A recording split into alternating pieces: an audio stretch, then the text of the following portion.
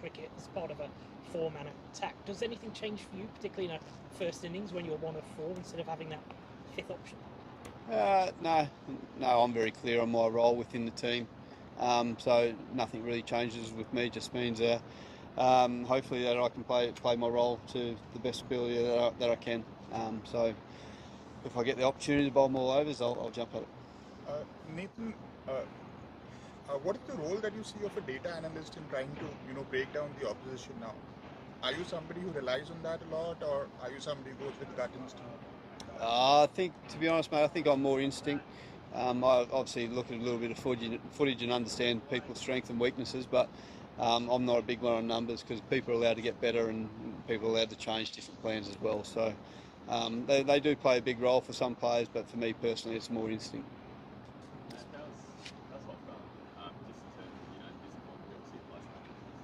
Yeah, he's pretty disappointed the other day when he told me about 4 or 5 days ago now that he had a little side issue. But yeah, the quality of person that Josh is, he's getting around everyone, making sure that that everyone's right here firstly, but he's also doing his rehab and training ball. You've seen him do his training tonight, and I think he did about a 90-minute rehab session yesterday. So he's the ultimate team man, to be honest, mate. He puts everyone first, and you'll see that this week.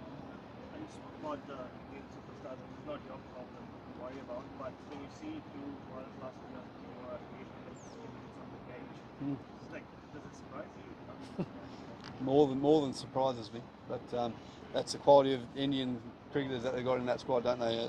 You've got Ashwin at 530 odd wickets, and then you got Ravi over Jadeja over 300 wickets or whatever it may be. So it's pretty remarkable to see the quality of players that are sitting on the bench.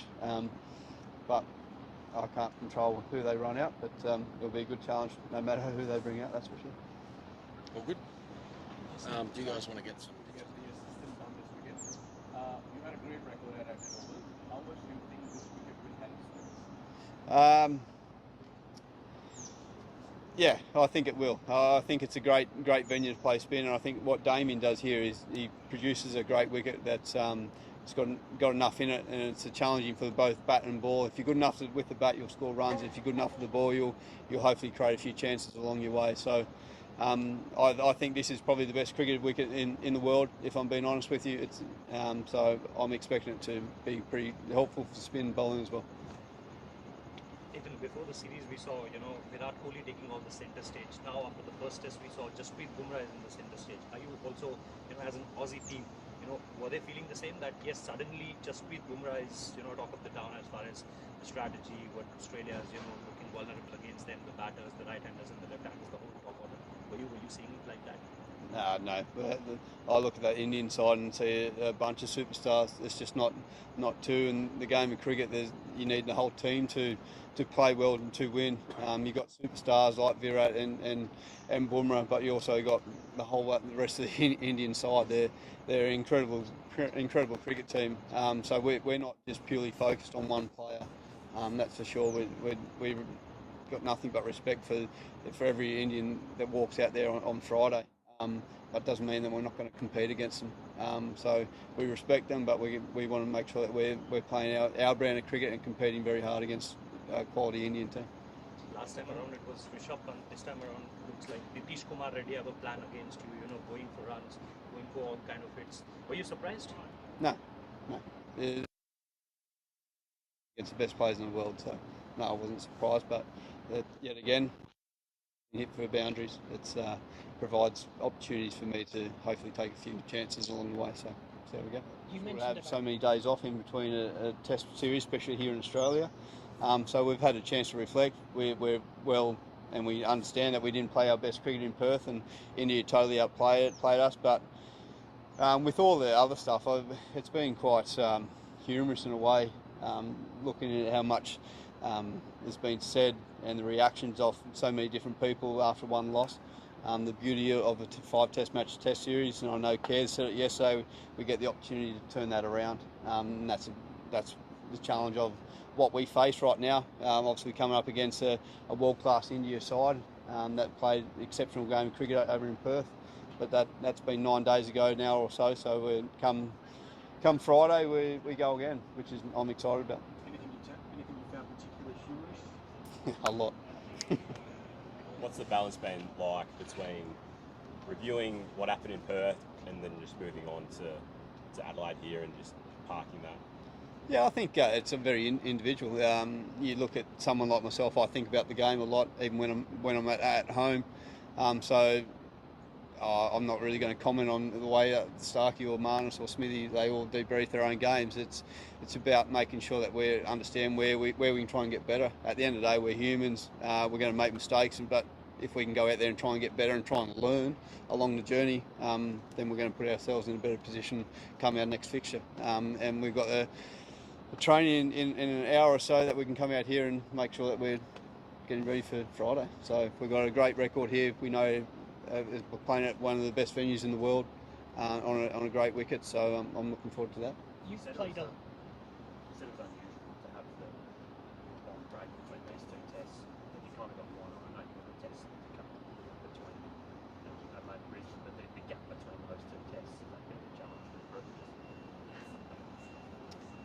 Yeah, we only had lunch with a few of the guys then. We just spoke about just going to get home at 11 o'clock, 11:30, midnight, then go straight up the Brizzy for a 3-day turnaround and be up pretty early there. But at the end of the day, we're professionals. We'll do what we have to do to make sure we get through this game, and we'll do what we have got to do.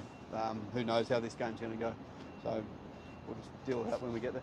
Just launching his Sport for All campaign, as you notice, he's got some Braille stickers on the back of his bat, so that's part of his role as ambassador to Cricket Australia's blind, deaf and intellectually disabled cricket. So it'd be nice if someone wanted to ask him about that as well. Otherwise, he's here to answer your questions ahead of Friday's second test here at the Adelaide Oval. Nathan, it's an important message that you're trying to spread today. Regarding the stickers? Yeah. Yeah, obviously it's well documented how passionate I am about supporting the disability cricket, especially here in Australia, and I'm very proud of the work that Cricket Australia and Lord Taverners are doing with the three categories of the blind, the deaf and intellectual. But there's so many people living with a disability out in Australia, and if we can help provide a safe and caring environment to ensure that people can know that they can come and play the game of cricket, the sport for all in my eyes, and a game that we love so much, I'm all for it, and I'll continue to be all for it. So you've got Braille on the stickers. What does it say? Well, yeah, it just says a sport for all. Obviously, I've got the sport for all in English, so everyone who's able to see and read can decipher that. I can't read Braille, so don't ask me. First time I've ever done that. Yeah, so yeah, it just says a sport for all in Braille. Just with something like that, has it, like, the work that you've done over the last few years, has it put cricket itself into context too? I mean, what you do and what you do not do? Oh no, I like to think I've been able to keep my feet on the ground a fair amount throughout my whole career, and I think a lot of credit has to go to my parents for that, being country parents and making sure that I don't get too carried away with myself. But I've always been under the vision that as cricketers we're very lucky in what we do, but at the end of the day we're incredible role models for so many different people around the world, male, female, boys and girls, and what they see on the TV they can hopefully come out and reenact on the weekends or chase their dreams to play international cricket. But doesn't mean just on the field, off the field we're also role models as well.